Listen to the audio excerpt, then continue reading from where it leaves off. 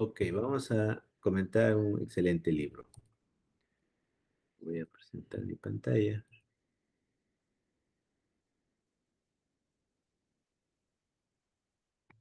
El libro se llama Aprendizaje y Memoria, del cerebro al comportamiento.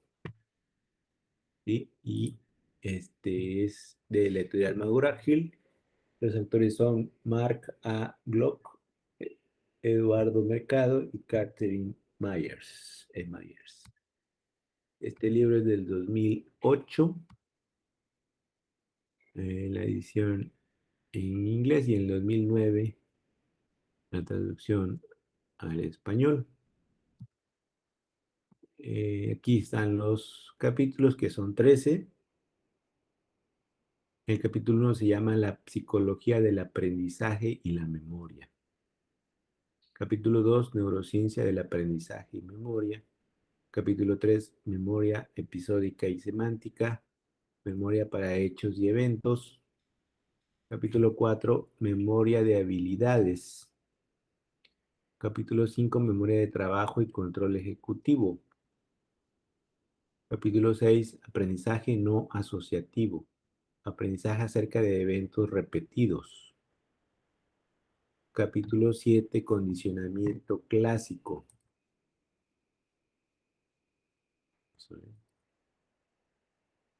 Capítulo 8, condicionamiento instrumental. Aprender las consecuencias de la conducta. Capítulo 9, generalización, discriminación y representación de la semejanza. Capítulo 10, aprendizaje emocional y memoria. Capítulo 11, aprendizaje por observación. Mirar, escuchar y recordar. Capítulo 12, aprendizaje y memoria a lo largo del ciclo de la vida. Capítulo 13, aprendizaje del lenguaje, comunicación y cognición. Y luego glosario, referencias, índice de nombres, índice analítico. Y aquí está más específicamente el capítulo 1, la filosofía de la mente, evolución y selección natural, nacimiento de la psicología experimental, el reinado del conductismo, el enfoque cognitivo, etcétera, ¿no? Vamos a ver un poco del capítulo 1. El prefacio dice así: en el transcurso de la década pasada, el campo del aprendizaje y la memoria experimentó grandes cambios, sobre todo como resultado de los nuevos avances en la neurociencia. A medida que mejoraba nuestra comprensión de las bases neurobiológicas de la conducta, la línea divisoria entre los enfoques biológico y psicológico del cambio del aprendizaje, del estudio del aprendizaje y la memoria, empezó a desaparecer. Una consecuencia de esta fusión de la investigación del cerebro y la psicología es el hecho de que ya no tiene sentido estudiar el aprendizaje animal y la memoria humana como disciplinas separadas. Después de varias décadas durante las cuales el aprendizaje animal y el humano se describían por medios de paradigmas independientes, el descubrimiento de mecanismos biológicos básicos comunes a todas las especies dio inicio a una aproximación unificada de los estudios conductuales con animales y humanos. La aplicación de los avances más recientes de la neurociencia, el aprendizaje y la memoria también ha dado lugar a cambios espectaculares en las prácticas clínicas en el curso de la última década. Neurólogos, psiquiatras, psicólogos clínicos y especialistas en rehabilitación ahora pueden usar la neurociencia en el diagnóstico y tratamiento de trastornos clínicos del aprendizaje y la memoria. La enfermedad de Alzheimer, el autismo, la esquizofrenia, la enfermedad de Parkinson, la enfermedad de Huntington, la dislexia, el TDA, TDAH, trastorno por déficit de atención e hiperactividad, y las apoplejías son solo algunos de los trastornos para los cuales se ha desarrollado nuevas opciones de tratamiento como resultado de los estudios básicos de la neurociencia conductual y cognitiva sobre el aprendizaje y la memoria. Con esos desarrollos en mente nos impusimos la tarea de describir una introducción al aprendizaje y la memoria que, además de ser exhaustiva, accesible e interesante, proporcionara un primer contacto con un campo en transición. De esta manera, aprendizaje y memoria del cerebro al comportamiento presenta un nuevo programa que integra la cobertura de la memoria humana y del aprendizaje animal y además incluye tres componentes fundamentales del campo: los procesos conductuales, los sistemas cerebrales y las perspectivas clínicas. Bueno, hasta aquí. Y luego viene memoria, aprendizaje y memoria del cerebro al comportamiento. Aquí en esta imagen muy bonita, miren, es un perro mirando otro perrito en juguete. Y el capítulo 1, la psicología del aprendizaje y la memoria. A la edad de 46 años, Cliff Wearing lo tenía todo. Era un conocido y respetado director de orquesta, era atractivo, encantador e ingenioso, y estaba apasionadamente enamorado de su esposa, Débora. Luego perdió la memoria. Cliff sufría una extraña enfermedad. Su cerebro fue invadido por el virus del herpes simple, que por lo general solo produce fuegos labiales. El tejido cerebral se inflamó, lo cual ocasionó que presionara los confines de su cráneo. La mayoría de los pacientes que sufren esta condición mueren. Cliff sobrevivió, pero el virus dejó una estela de destrucción en su cerebro. Cuando Cliff despertó en el hospital, había perdido la mayor parte de su pasado. Podía reconocer a Débora, pero no recordaba su boda. Sabía que tenían hijos, sin embargo, no recordaba sus nombres ni su aspecto. Podía pronunciar y entender palabras, pero existían grandes lagunas en su conocimiento. En una prueba, cuando se le mostró el dibujo de un espantapájaros contestó: un lugar de adoración para ciertas culturas. Cuando se le pidió que nombrara a músicos famosos, pudo dar 4 nombres: Mozart, Beethoven, Bach y Haydn. En su lista era notoria la ausencia del compositor del siglo XVI, Laszlo. Cliff había sido el experto mundial en este compositor. Wilson y Wayne, 1995. Pero Cliff Wearing no solo había perdido el pasado, también perdió el presente. Tenía conciencia de lo que le sucedía durante unos cuantos segundos. Luego la información se desvanecía sin formar siquiera un recuerdo de corto plazo. Durante su estancia en el hospital no tenía idea de dónde estaba o por qué estaba rodeado de desconocidos. Cada vez que perdía de vista a Débora, aunque solo lo hubiera dejado un momento para ir al baño, corría hacia ella y la besaba jubiloso, como si la mujer hubiera estado ausente por años. Unos pocos minutos después, la avistaba de nuevo e iniciaba otra reunión apasionada. Cliff vivía ahora en el momento, atrapado en una espiral interminable de despertares. Sus numerosos diarios están llenos de páginas en donde hacía intentos desesperados por entender lo que experimentaba. 7:09 a.m. despierto. 7:34 a.m. Por fin despierto de verdad. 7:44 a.m. Perfectamente despierto. 10:08 a.m. Ahora estoy excepcionalmente despierto. Primera vez en años que estoy despierto. 10:13 a.m. Ahora estoy abrumadoramente despierto. 10:28 a.m. Es la primera vez en años que estoy en verdad despierto. Cada vez que agregaba una anotación, retrocedía y tachaba la línea anterior, furioso porque un desconocido había hecho en su diario anotaciones engañosas. Aunque Cliff no supiera otra cosa, sabía que amaba a su esposa. La memoria emocional, el amor, sobrevivió cuando casi todo lo demás había desaparecido. También podía tocar el piano y dirigir una orquesta de manera tan competente que alguien que no fuera músico no sospecharía que algo andaba mal en la mente de Cliff. Esas memorias de habilidades sobrevivieron junto con otras destrezas más rutinarias como preparar café o jugar cartas, y aunque no podía aprender de manera consciente ninguna información nueva, era capaz de adquirir algunos hábitos por medio de la práctica repetida. Después de mudarse a una casa de reposo, con el tiempo aprendió la ruta del comedor a su habitación, y cuando se le indicaba que se le pusiera el abrigo para su caminata diaria, hacia el estanque local.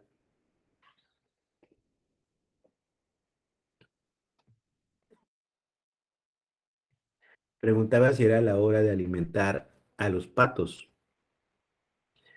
La memoria de Cliff se parecía más a un pizarrón mal borrado que a una pizarra en blanco,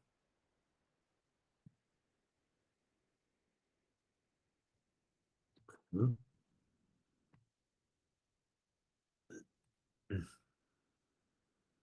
La memoria de Cliff se parecía más a un pizarrón mal borrado que a una pizarra en blanco. El caso de Cliff Wing es trágico, pero plantea dos cuestiones importantes. La primera pone de relieve la enorme importancia del aprendizaje y la memoria en nuestra vida. La mayor parte del tiempo damos por sentado nuestras memorias de quiénes somos y qué sabemos, así como nuestra capacidad para aprender y recordar información e ideas nuevas. Cuando nos vemos despojados de ellos, la vida se convierte en una serie de momentos sin relación, aislados del pasado y del futuro, como esos momentos de confusión que todos experimentamos cuando despertamos y no sabemos dónde estamos. La segunda cuestión es que resulta erróneo hablar de la memoria como si fuera un proceso cohesivo único.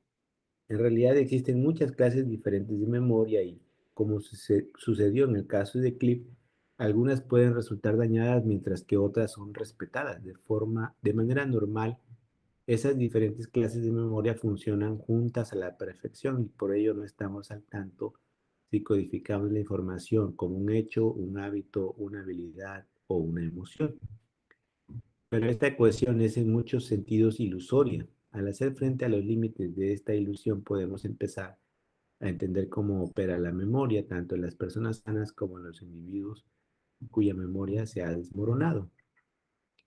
Este libro trata del aprendizaje, el proceso por el cual se producen cambios en la conducta como resultado de la experiencia de interactuar con el mundo y de la memoria, el registro de las experiencias adquiridas a través del aprendizaje.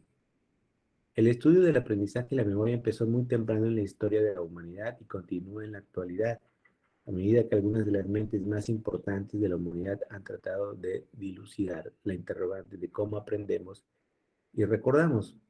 Esperamos que al leer este capítulo comprendan por qué las preguntas que fascinaron hace tanto tiempo a los primeros filósofos y psicólogos siguen siendo relevantes. Muchos de esos primeros investigadores fueron activistas sociales que para bien o para mal trataron de aplicar sus ideas a la realidad en campos como la publicidad, la educación y la guerra. Algunas de esas nociones pueden aplicarse a tu propia experiencia, como las ideas para mejorar tu memoria en la vida cotidiana y la escuela. Para abrir tu apetito te recomendamos leer el recuadro El aprendizaje y la memoria en la vida cotidiana. Vamos a ver. Aprendizaje y memoria en la vida cotidiana. Aquí se pueden ver dos elefantes, una caricatura, y dice, a medida que me hago viejo, dependo cada vez más de estas notas autoadhesivas para poder recordar. Los 10 principales consejos para una memoria mejor. 1. Presta atención. En muchas ocasiones cuando olvidamos algo, no es que hayamos perdido el recuerdo, sino que de entrada no aprendimos el asunto en forma apropiada. Si prestas completa atención a lo que tratas de aprender, será más probable que lo recuerdes más tarde. 2. Haz asociaciones. Asocia lo que tratas de aprender con otra información que ya conoces. Por ejemplo, si quieres memorizar la tabla periódica para una clase de química, te será más sencillo recordar que Ag es igual a plata, si sabes que argentum es un término latino que significa plata. También te resultará útil saber que Argentina recibió su nombre de los primeros exploradores europeos que pensaban que la región era rica en plata. En realidad, las poblaciones nativas tenían que importar el mineral de otros sitios. 3. Una imagen dice más que 1000 palabras. Una imagen dice más que 1000 palabras. Será más fácil que recuerdes información como nombres y fechas si la relacionas con una imagen. El esfuerzo que haces al generar una imagen fortalece la memoria. Por ejemplo, en un curso de historia del arte, quizá tengas que recordar que Manet se especializaba en pintar figuras y que Monet su contemporáneo, es famoso por pintar almeares y nenúfares. Dibuja figuras humanas en una fila al estilo acróbata para formar la letra A de Manet y los nenúfares dispuestos en una cadena de margaritas para formar la letra O de Monet. 4. La práctica hace al maestro. Existe una razón para hacer que los alumnos del jardín de niños practiquen el abecedario y que los escolares practiquen las tablas de multiplicar. La repetición fortalece la memoria para los hechos. El mismo principio opera para memorias de habilidades como montar en bicicleta y hacer juegos malabares. Mejoran con la práctica. 5. Usa tus oídos. En lugar de que te limites a leer la información en silencio, léela en voz alta. Así la codificarás en forma auditiva y visual. También puedes escribirla, ya que la acción de escribir activa sistemas sensoriales y te obliga a pensar en las palabras que transcribes. 6. Disminuye la sobrecarga. Si te resulta difícil recordarlo todo, usa apoyos para la memoria como notas autoadhesivas, calendarios o agendas electrónicas para acordarte de fechas y compromisos. Esto te permitirá concentrarte y recordar las cosas en situaciones en las que no puedas usar apoyos escritos, por ejemplo, en los exámenes. 7. Viaja en el tiempo. Recordar la información para hechos no depende de que recuerdes el momento y el lugar precisos en que los adquiriste. Sin embargo, si no puedes recordar un dato, trata de rememorar dónde lo escuchaste primero. Que puedas recordar a tu maestro de historia de la preparatoria cuando impartía la clase sobre Napoleón, quizá te venga a la mente lo que dijo acerca de las causas de las guerras napoleónicas. 8. Duerme un poco. Dos terceras partes de las personas no duermen lo suficiente y en consecuencia no pueden concentrarse durante el día y se les dificulta codificar los recuerdos nuevos y recuperar los antiguos. Fue el primer consejo, el de prestar atención. El sueño también es importante porque ayuda al cerebro a organizar y almacenar los recuerdos. 9. Trata de hacer una rima. Tienes que recordar una retahíla de información aleatoria. Haz un poema, o mejor aún, una canción, que incluya la información. ¿Te acuerdas de la vieja norma? Se escribe M antes de B o P, pero N antes de V. Esta cancioncilla usa el ritmo y la rima para facilitar el recuerdo de la ortografía castellana. 10. Relájate. En ocasiones hacer un esfuerzo por recordar es menos eficaz que desviar la atención hacia otra cosa. A menudo la información que te falta saltará a tu conciencia más tarde. Si estás atorado en cierta pregunta de un examen, sáltala y sigue trabajando. Regresa luego a esa pregunta y quizá no sea tan difícil recuperar la información que necesitas. Entonces, estos son los 10 consejos principales, consejos para una memoria mejor. 1. Presta atención. 2. Haz asociaciones. 3. Una imagen dice más que 1000 palabras. 4. La práctica hace al maestro. Usa tus oídos. 5. 6. Disminuye la sobrecarga. 7. Viaja en el tiempo. 8. Duerme un poco. 9. Trata de hacer una rima. Y 10. Relájate. Y así continúa este excelente libro. Hasta aquí le vamos a dejar. Trae unas tablas muy interesantes. Unos resúmenes también. Está genial el libro, ¿eh? Lo pueden descargar, un resumen parcial. Eh, lo pueden descargar de, aquí están ustedes sin resolver, unas gráficas, otro resumen, otras gráficas y tablas, fotografías, un pequeño quiz, las fotografías. Caray, si solo esto fuera tan simple. Aquí se ven hasta unas integrales ahí, ¿no? Caray, si solo esto fuera tan... Unas fotografías,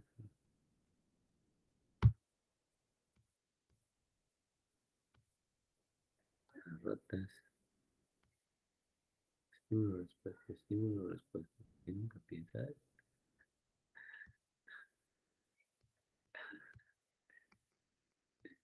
bueno este libro. Una, una joya, el librito este. Y los pueden conseguir en este portal de conclusión, puntos clave, términos clave, puntos clave, términos clave. Aprendizaje, aprendizaje latente, asociacionismo, condicionamiento clásico, condicionamiento experimental, teoría, variable dependiente, independiente, revisión de conceptos, lecturas adicionales.